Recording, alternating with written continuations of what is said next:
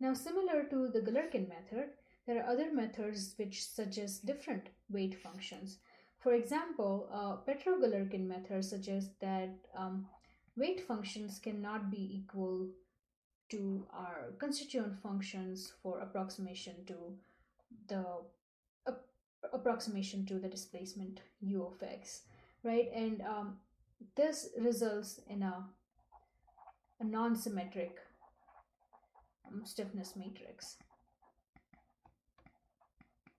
Another method is least square method.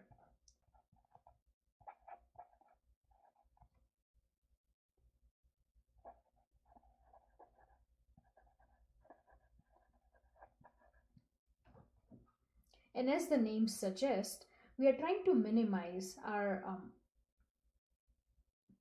residual square over the domain. Okay, so we want to minimize the residual square over the domain. And to do that, we know that we have n unknown coefficients,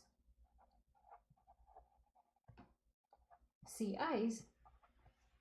So we can do that by taking a partial derivative with respect to each coefficient of our integral term. So in that way, we'll end up with integration over the domain omega 2 times r partial r with respect to the coefficient ci d omega, and setting this is equal to 0. So in a general form, I can rewrite this as partial r with respect to ci times r over the domain omega is equal to 0. Now compare this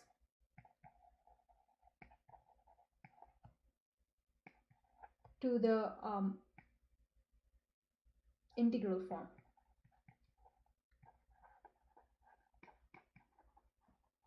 In integral form, we had weight function times a residual, which was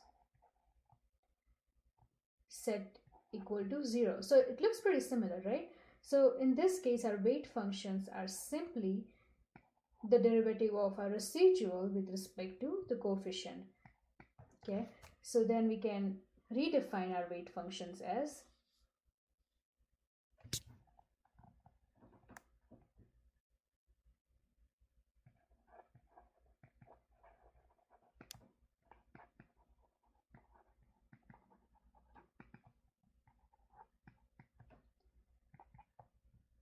the wi's is equal to partial of r with respect to ci, and that will result in n equations which will help us solve n unknown coefficients ci.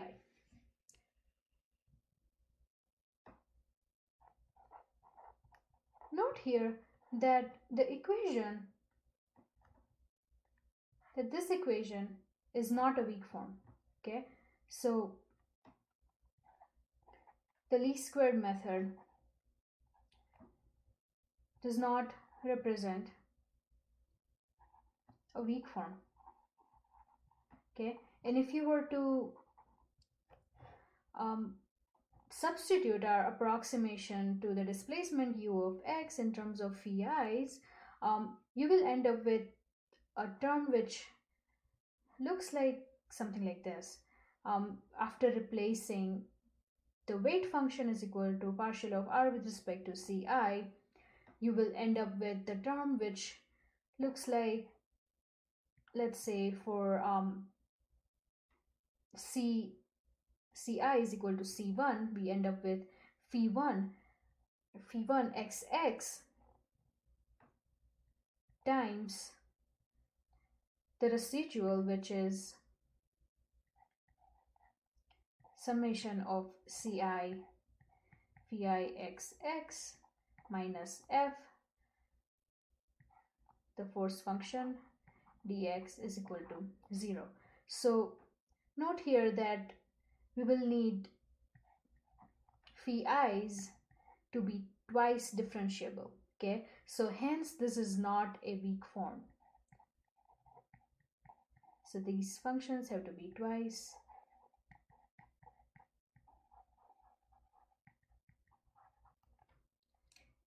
but note that the weight function is basically the second derivative of our constituents of approximation function, um, phi1xx and phi-ixx.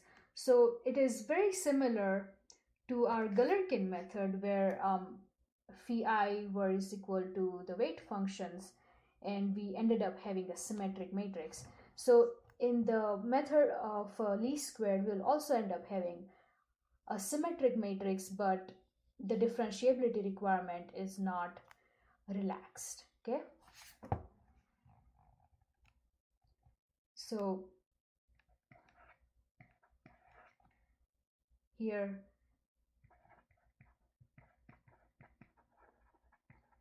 the stiffness matrix K will be symmetric, but all the weight functions will have to be twice differentiable, so it is not a weak form. Okay,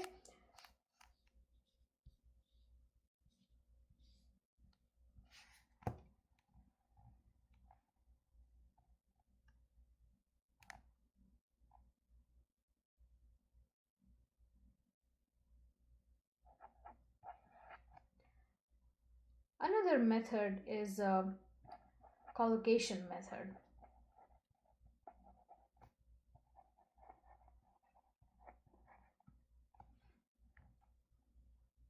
So let's say this is our 1D domain.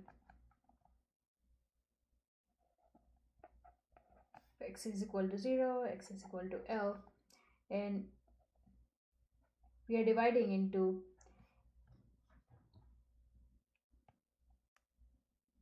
n+1 domains.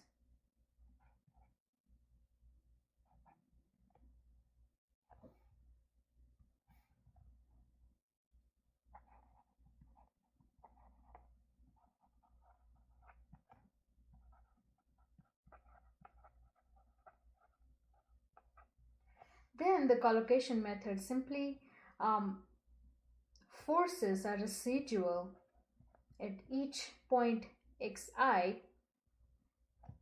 So let's say this is x1, x2, all the way up to xn. So residual is forced to be 0 at all those nodes, which results in n equations, and then we can solve for n unknown coefficients. Okay, so this video summarizes various ways to utilize residual and a method of weighted residuals to come up with system of n equations to solve for n coefficients in our approximation to the displacement ux. Okay.